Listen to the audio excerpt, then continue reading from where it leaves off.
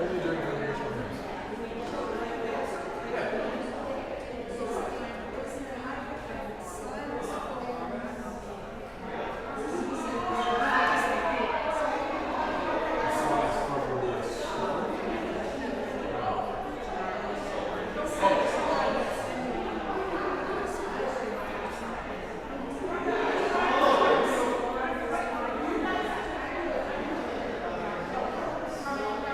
Yeah,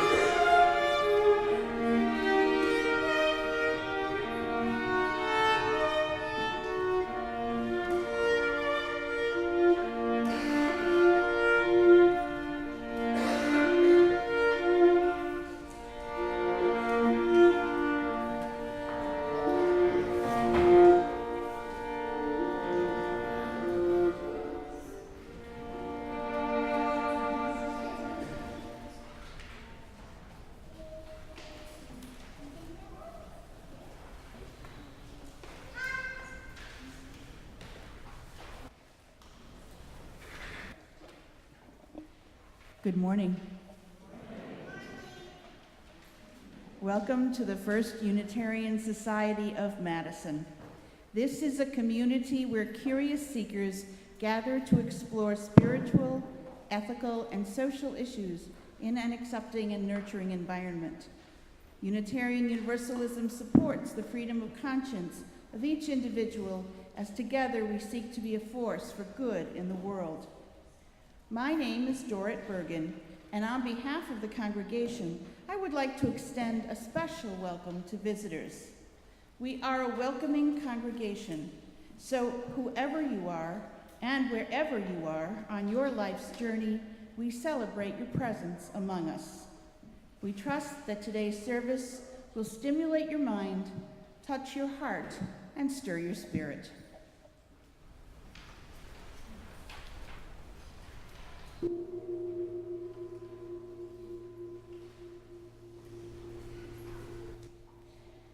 I invite you now into a few moments of contemplation, meditation, prayer, as we settle in and come fully into this.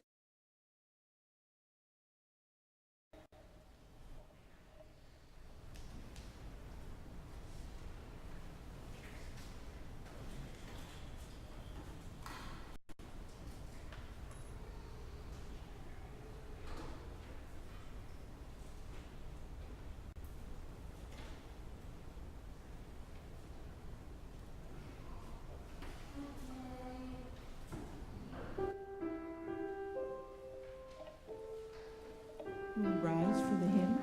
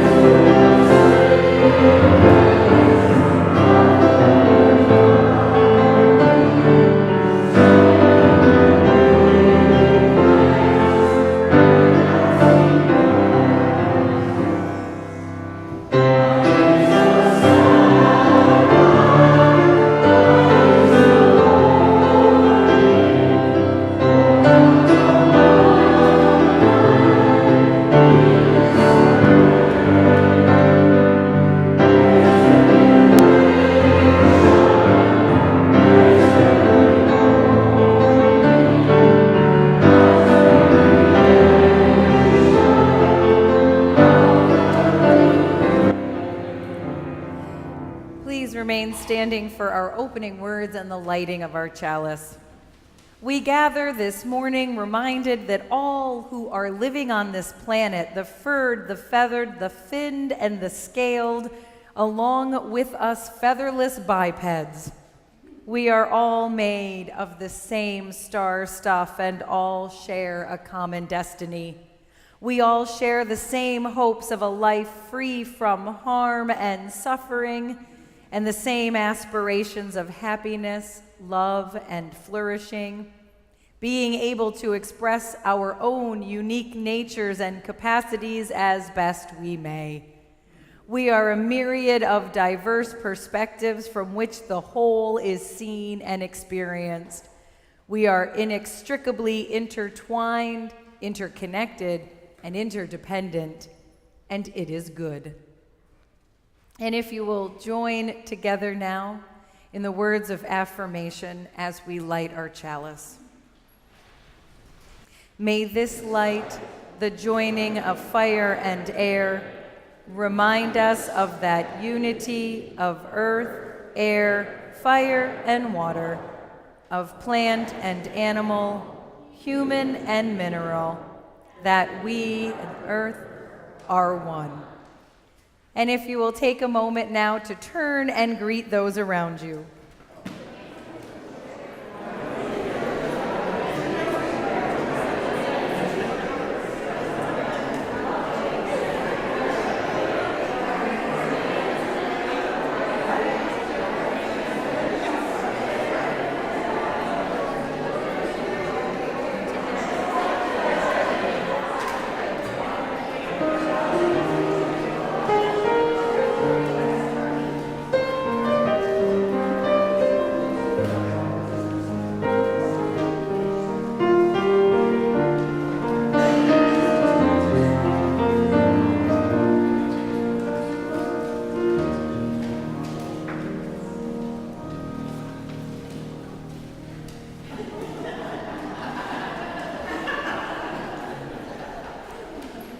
Now is a time in our service where we can remember the animals that are no longer with us. I invite you to come forward and light a candle for your special animals, and then use the microphone if you wish to share their names with us. And if you cannot come forward, please raise your hand and we'll bring the microphone to you. May we give thanks for the animals who live close to nature, who remind us of the sanctities of birth and death, who do not trouble their lives with foreboding or grief, who let go of each moment as it passes, and who accept each new one as it comes with serenity and grace. May we be given the gift to walk in beauty as they do, at one with the turning seasons, welcoming the sunrise, and being at peace with sunset. And I now invite you for the sharing and the remembering of these beloved friends. Start out by lighting 2 candles, one each for 20-year-old cats, Baby and Rue. Baby was named my daughter, who we were lucky enough to have live with us, as I mentioned, for 20 years.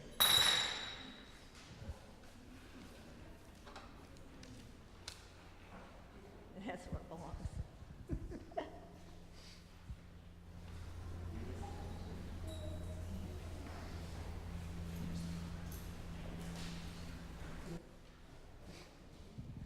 One candle for 2 beautiful standard poodles who are cousins of Don's Bela. Daisy and Alex.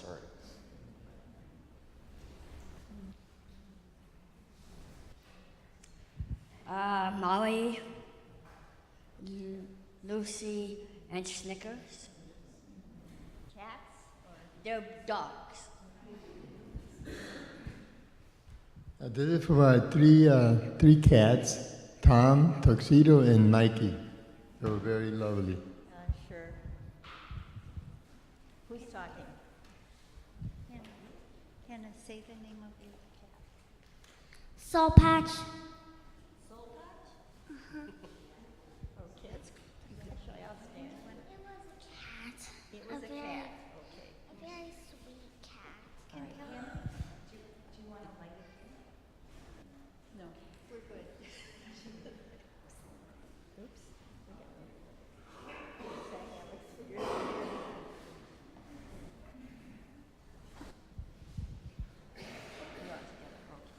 This is for Pappy, Paprika, a spice dog, who came to me at a hard time in my life and brought love and acceptance.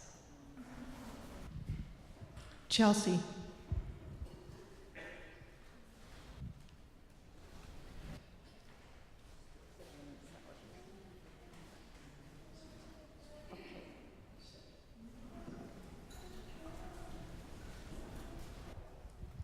Persephone, a cat I had for 15 years. Stephanie?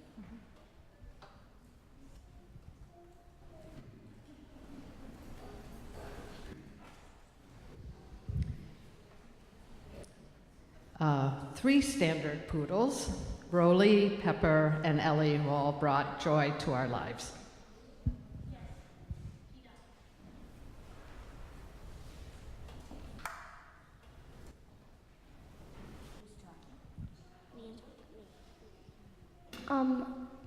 A dog that was really nice to me, Stanley. Stanley? And my dog was a cute puppy named Laka, and she died, passed away. It's very sad. Okay, thanks.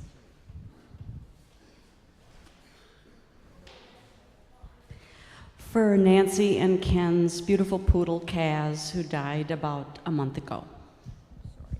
She was an FUS gardener.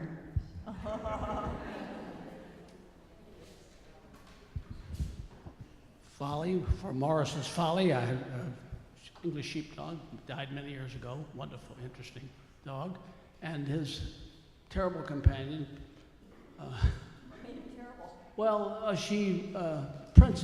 Princess, well, she was a wonderful dog, but they didn't like each other. No.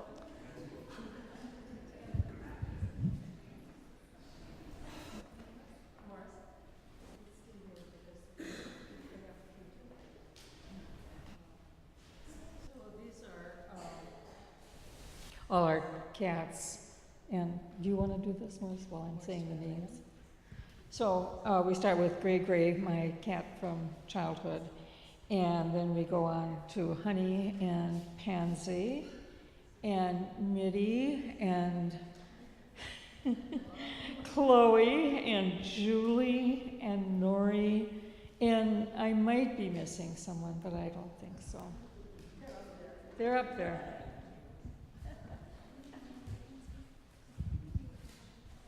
This is for our dog, Indiana Jones. He was he was a golden retriever who passed away a couple of years ago. Golden retriever.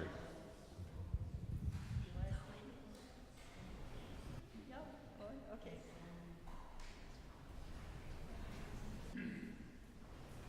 I want to remember my wonderful 2 cats. They were brothers, Pancho Pussy and the Cisco Kitty.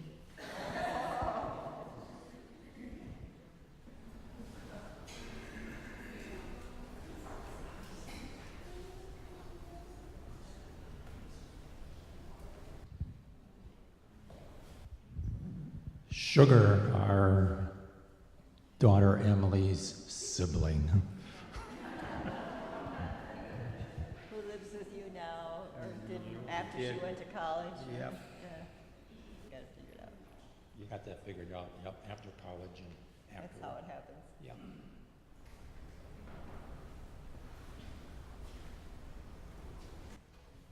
Two greyhounds, Emmy and Dolly, and 2 little mixes, Maggie and Stanley.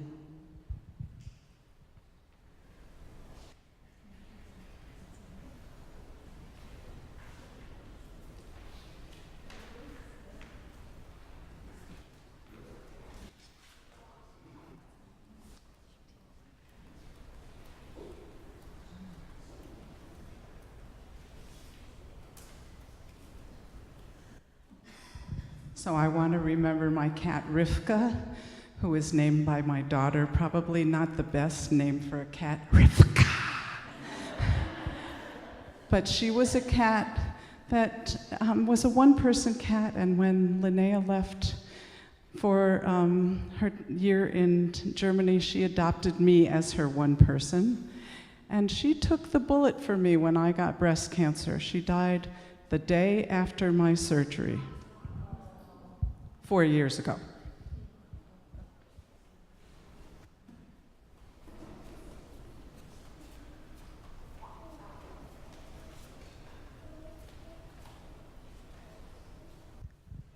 This is for Roxy, my first grand dog.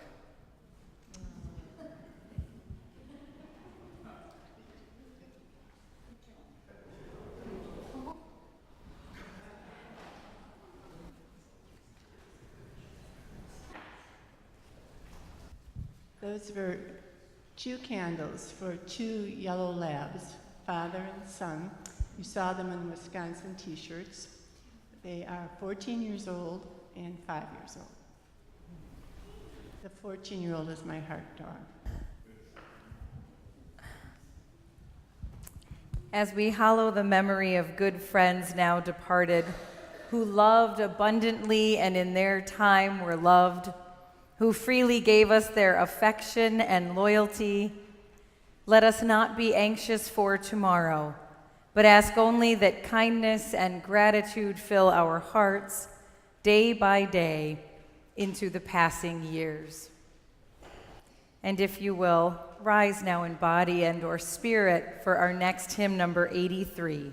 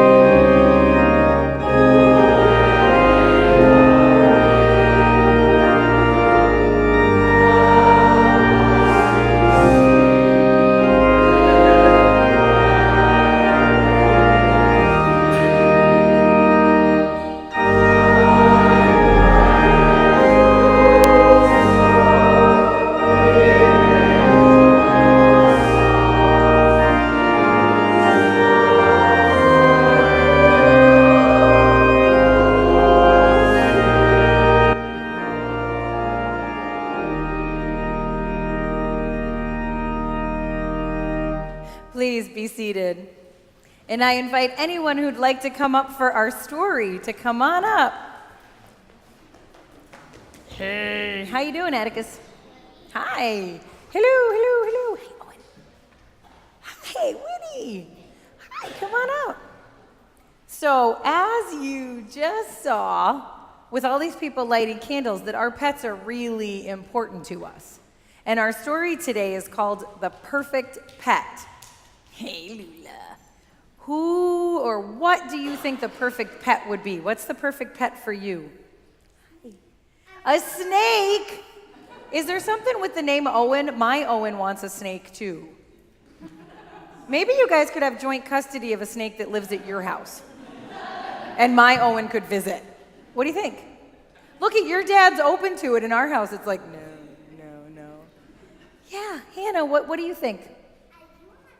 A unicorn. That would be awesome. Atticus? A what?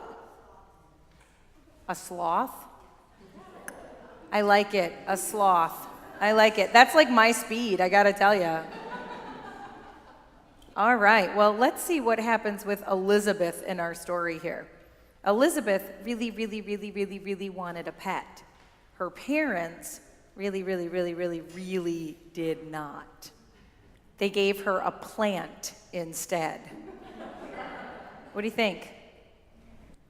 Mind you, it was a very good-looking plant, as cactus plants go, and it had quite a prickly sense of humor. Elizabeth named it Carolyn, which seemed to suit it just fine. It was absolutely no trouble, and it was a very good listener. Snuggling was a bit of a challenge. However, Elizabeth did manage a quick hug now and then. Elizabeth really did like the plant, but she still really wanted a pet. So she needed a plan. Plan number 1, the element of surprise. So, how about a horse? Huh? What? Who? Said her father. Who? What? Huh? Said her mother. I could ride it, give it carrots, lumps of sugar. A horse would be the perfect pet. What do you say? Father yawned. A horse is too big. Mother sighed. Our yard is too small. Why, it would eat us out of house and home, said Father. A horse is not quite perfect, dear, said Mother, going back to sleep. Not quite perfect, said Father sleepily. So scratch the horse. On to plan B, catch them off guard. What about a dog? Huh? What? Who? Said Father as he stood in front of the mirror shaving. Who? What? Huh? Said Mother, peeking from behind the shower curtain, dripping soapy water. I could take it for walks, teach it tricks, feed it treats, play fetch. A dog is perfect. What do you think? Father spit shaving cream. Dogs bark. They're much too loud. Mother grabbed a towel. They jump all over the furniture. A dog is not quite perfect, Elizabeth, said Father. Not quite perfect, called Mother from the shower. Forget Fido. On to plan C. Right after dinner, with a full stomach, Elizabeth said, do you know what would hit the spot right about now? I'm thinking a cat. What? Said Father. Who? Said Mother. A cat would lick the plates, curl up in my lap, drink our leftover milk, and we would always know what to do with all that extra string. A cat would be perfect. So how about it? Father picked up the newspaper. Cats scratch. Mother cleared the table. Cats shed. Cat is definitely not perfect, said Father. Achoo! I'm sneezing already, said Mother. Cross off kitty. How about a bird, bunny, turtle, fish, guinea pig, rat? Any? All? Take your pick, said Elizabeth. Her parents looked at each other. Nope. Afraid not. Not quite. Too fishy. Don't even go there. Well, what is left? Asked Elizabeth. She was thinking she would never, ever find the really perfect pet when, what do you know, she really did. In fact, she almost stepped on it right there on her rug. Can you see? What is it? A bug. Elizabeth picked him up. She held him in her hand, looked him in the eyes. He wasn't too big. He most definitely wasn't too loud. He couldn't jump on the furniture. He didn't scratch, didn't shed. How much food could a bug possibly eat? He was perfect. And Carolyn the cactus totally agreed. Doug the bug moved right in to the lovely house in the corner of Elizabeth's room. It had everything a bug could possibly want and more, including his very own cactus plant, as Carolyn was only a hop, skip, and a jump away. He truly enjoyed sunning himself in her sand. Of course, Elizabeth provided him with enough crumbs to satisfy any growing bug's appetite. Now, as expected, their relationship was a tad different from the usual. Doug could not give Elizabeth a pony ride. Yeah, she couldn't take him for a walk. He couldn't catch a ball or fetch, no matter how many times they tried. And try as he might, he just couldn't get the hang of playing with string. But he was very helpful with homework. And he loved snuggling up with Elizabeth each night for a story. What more could you want? He was perfect. Now, with all those crumbs and plenty of sun, Doug grew by leaps and bounds. He was one big, healthy bug. and then some. The only trouble really came one Saturday morning, many weeks later, when Elizabeth's mother came into her bedroom to get the laundry and, there's a bug in the bed, she screamed. A bug, shouted Father, ready to swat. That is Doug, said Elizabeth very protectively, and he is my pet. Her parents looked at each other. Your what? My pet, said Elizabeth, just like you wanted. He's not big like a horse, loud like a dog. He won't jump on the furniture, scratch, or shed, and he hardly eats a thing. But a bug? Asked her father. A bug? Repeated her mother. Doug, said Elizabeth, and he's perfect. Do you think we should have said yes to the dog? Whispered her father. Mother shrugged. I don't know, we have more room on the couch with a bug. Elizabeth just smiled and tossed Doug a piece of popcorn. What do you think? What do you think about a bug for a pet? Doug the bug. You like it? Hannah gives Doug a thumbs up, so does Owen. Yeah, you never know what the perfect pet for you is gonna be. All right, well, we are gonna listen to some beautiful music as you all head out to summer fun. We hope you have a great time.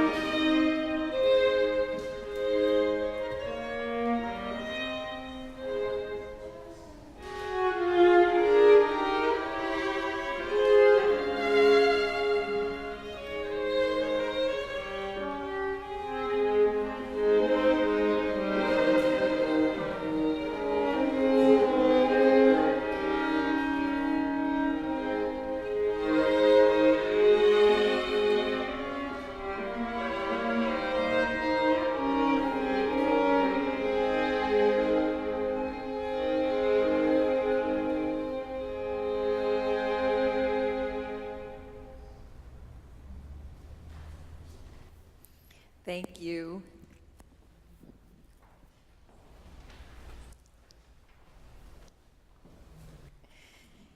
If you have walked past my office in the loggia lately, you've undoubtedly heard giggling and sometimes squeals of laughter coming from within. I may have even called you into the office with a "come here, you've got to see this one." And then I would have shown you these photos that have been scrolling on the slideshow. I am deeply grateful for all of you who sent over 150 photos of your beloved animal friends. They're a wonderful addition to the service, and they have brought me an immense, dare I say, ridiculous amount of joy in the past couple of weeks. What is it about these animals that causes such a grip on our hearts and a deep place in our lives? In a wonderful work called Dog Songs, Mary Oliver wrote a poem that she calls Luke. I had a dog who loved flowers. Briskly she went through the fields, yet paused for the honeysuckle or the rose, her dark head and her wet nose touching the face of every one with its petals of silk, with its fragrance rising into the air, where the bees, their bodies heavy with pollen, hovered. And easily she adored every blossom, not in the serious, careful way that we choose this blossom or that blossom, the way we praise or don't praise, the way we love or don't love, but the way we long to be, that happy in the heaven of earth, that wild, that loving. Perhaps this is a piece of it. We long to be as happy as these furry or feathered friends of ours, not so serious as we can be, maybe more open with our love, living with wild abandon. The Bible says that animals were created to ease Adam's loneliness. And whether or not this is true, there is literally no disputing the warmth of companionship that animals provide. The joy and wonder these creatures bring into our homes makes them more like family members than critters we own or possess. Animals make us more animated, arousing what is uninhibited and spontaneous in ourselves. The way we can be transformed by the animals in our lives is a lesson I learned at an early age from my own father. I could think of no better topic to honor him on Father's Day than to contemplate our relationship to animals, for he has always been a true animal lover. My mother would just shake her head and say, "I am not sure what's wrong with him, but he loves animals." My mother obviously does not share my father's devotion. Now, raised with stories of his childhood pets, it was a dream of mine to someday be allowed to have a dog.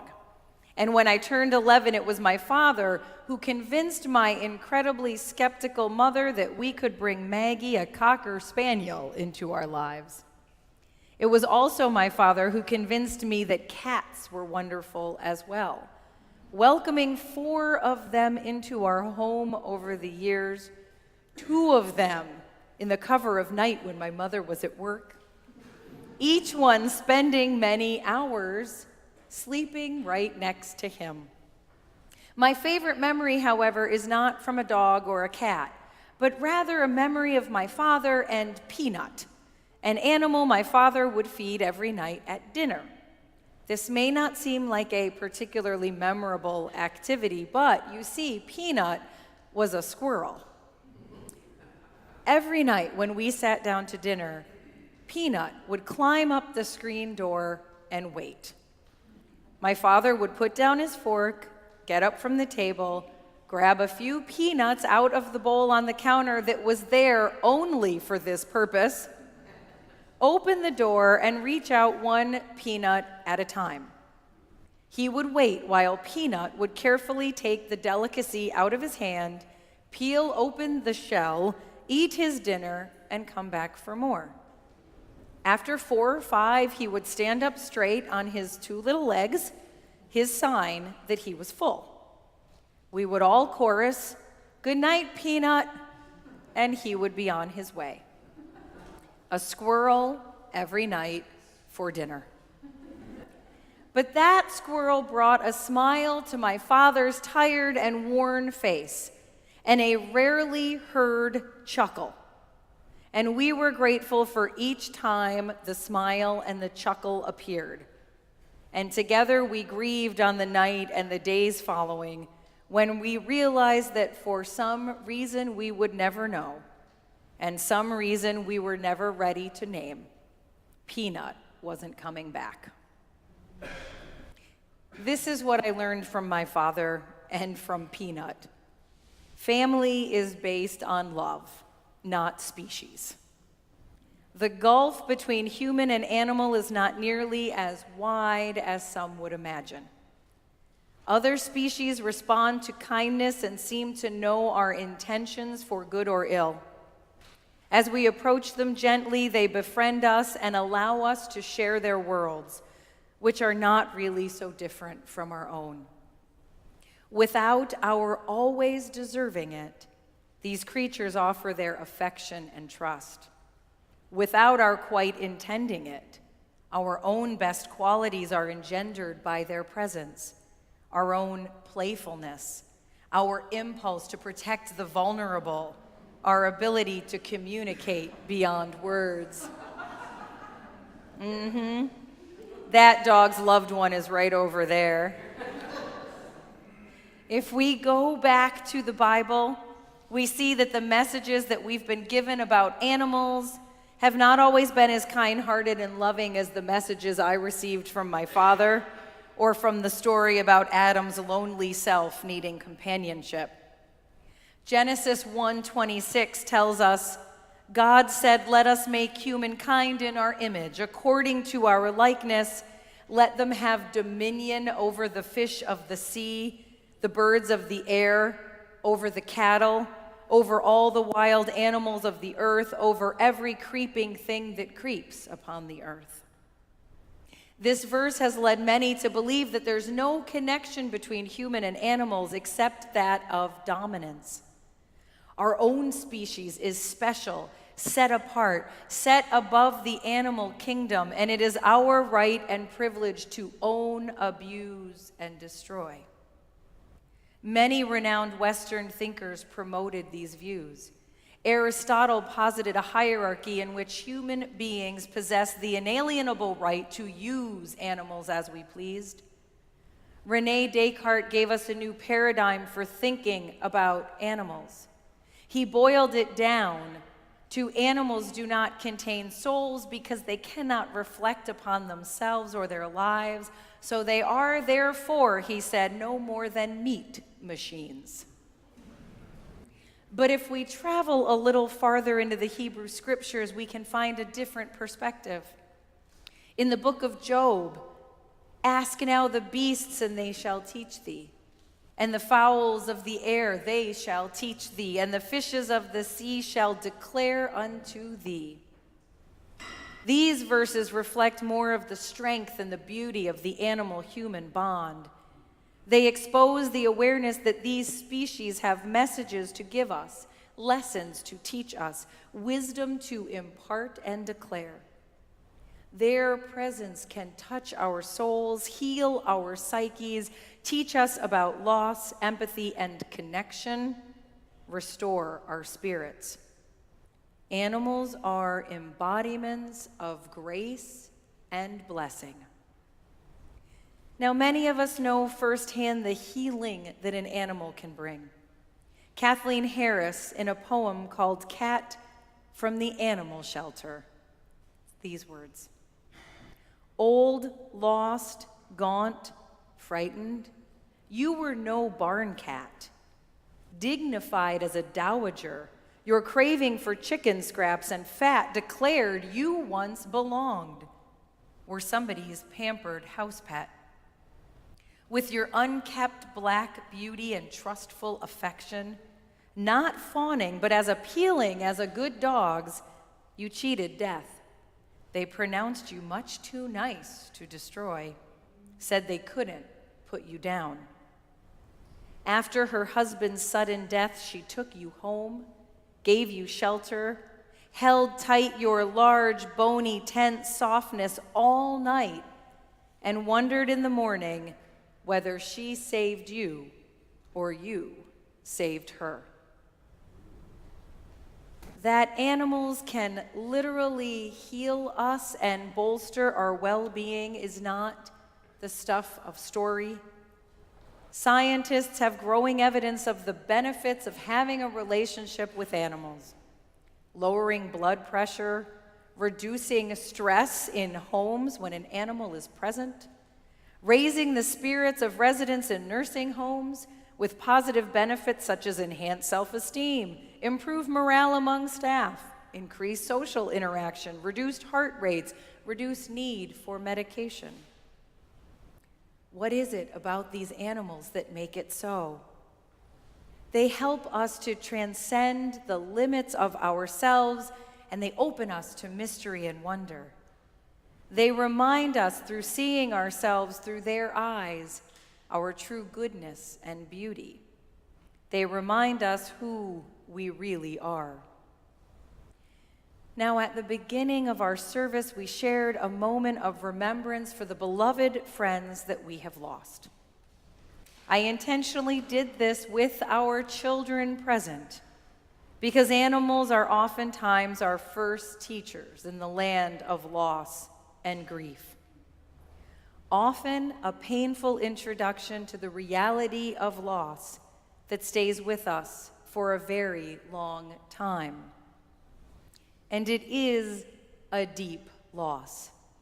Mark Doty wrote, "You can't tell most people about the death of a pet.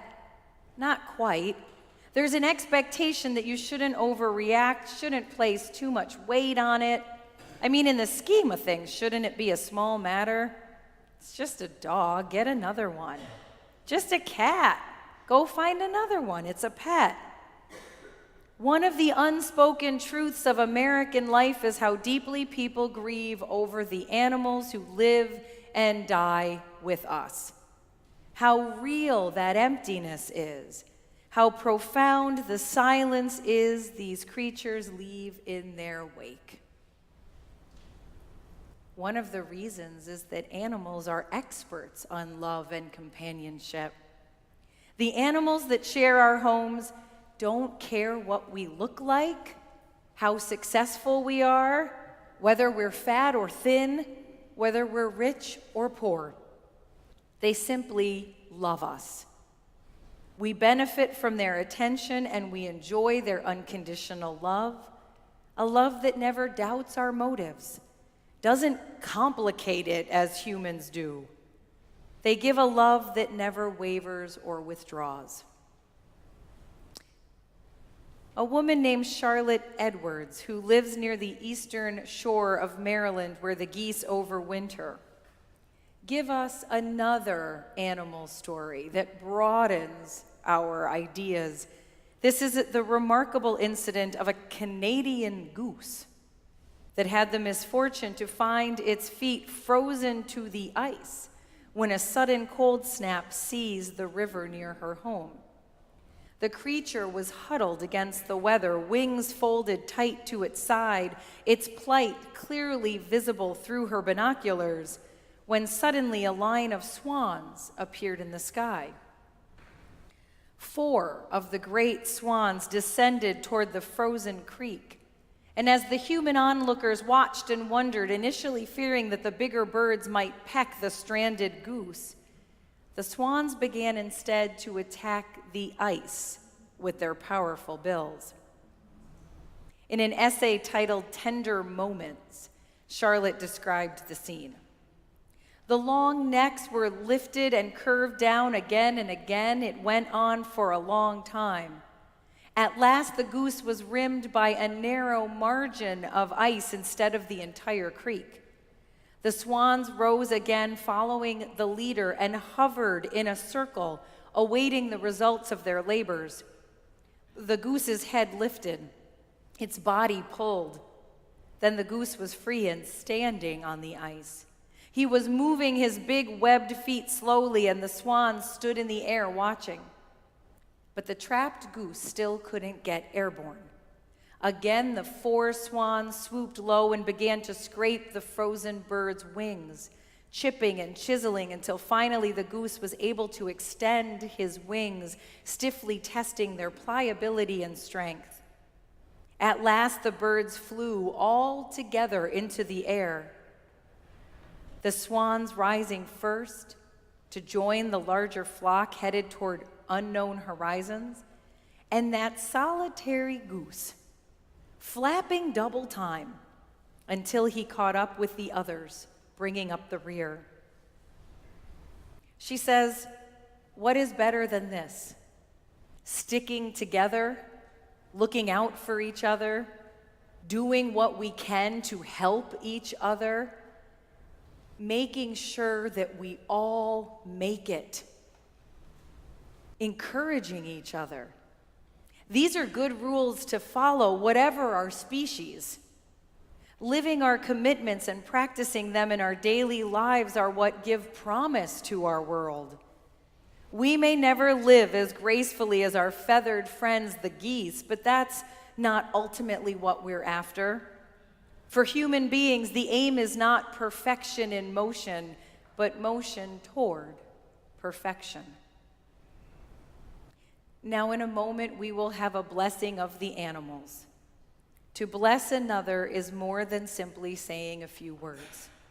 It means to honor, to lift up, to affirm the value and worth and life of another in such a way that we promise to turn our actions toward ensuring justice for the other. To bless the animals means to live life with integrity for all of our neighbors on this planet. It means to take their well-being into our considerations and decisions with an awareness of how our actions impact the world around us, remembering it is their world as well. It means to wake up to the conditions of factory animals, to pay attention to extinguishing species, to look at the abused and neglected pets. They have always been there for us, and it is our turn to step up and be there for them. We can't turn away from the beauty or the brutality. We need to see our piece of it and take it all in so we can move from pain into action. When we allow the beauty of another species to really touch our hearts, we will inevitably come to understand why Gandhi said that the measure of a society's morality could be measured in how they treat their animals. May we listen deeply to these beloved companions, to all the creatures on this planet. May we listen with all of our being to the voices that are not like our own. Let them teach us of mutuality, companionship, dignity, love. May we listen, and may we be transformed. And I now invite you into the giving and receiving of today's offering, which goes toward the continued work of this community, and we thank you for your generosity.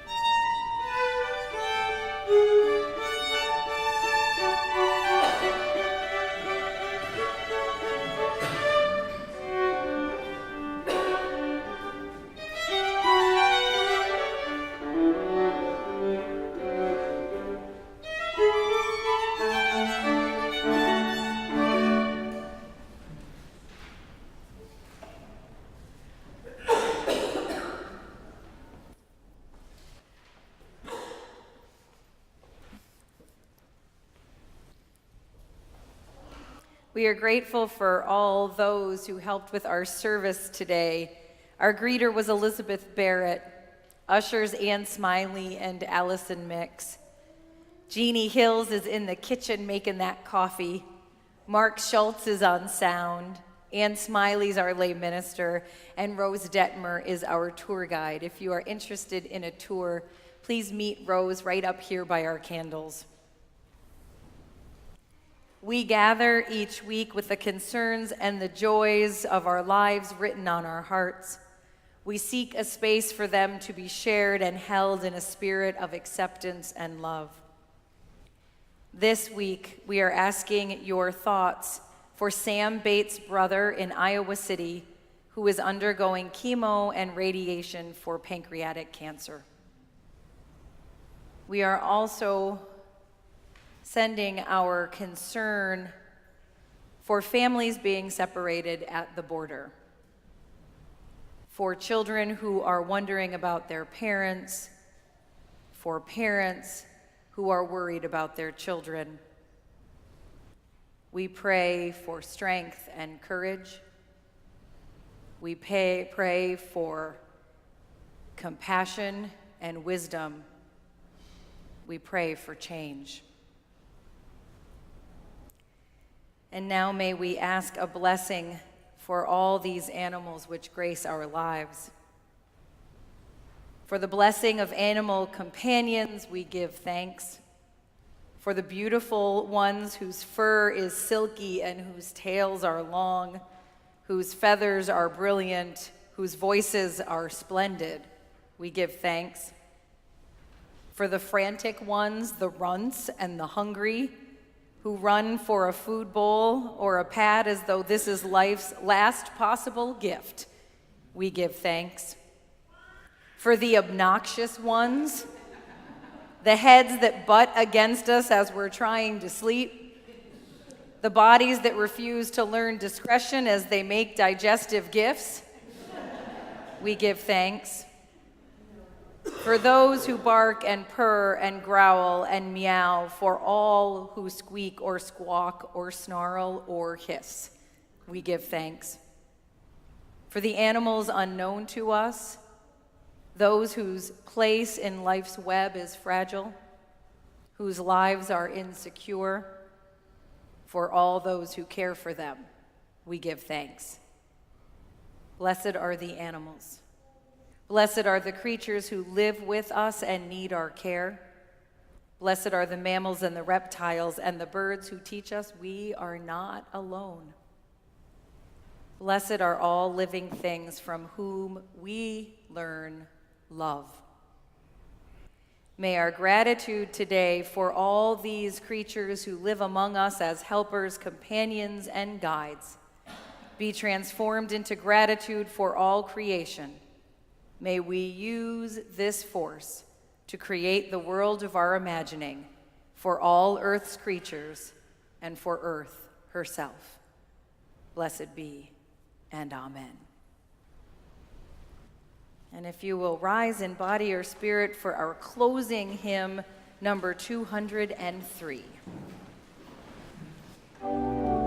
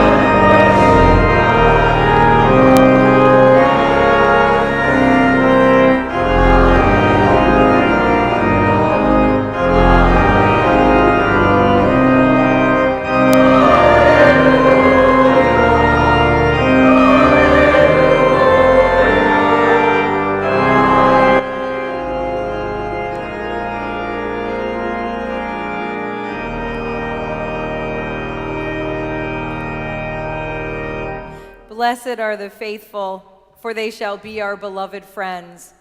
Blessed are the playful, for they shall be surrounded with love and laughter. Blessed are those without worry, for through them we shall know peace. Blessed are the innocent, for theirs is the realm of heaven. Blessed are the animals, through them blessed are we. Our time in service together here is ending, and our service to the world begins again. Blessed be, go in peace, and please be seated for the postlude.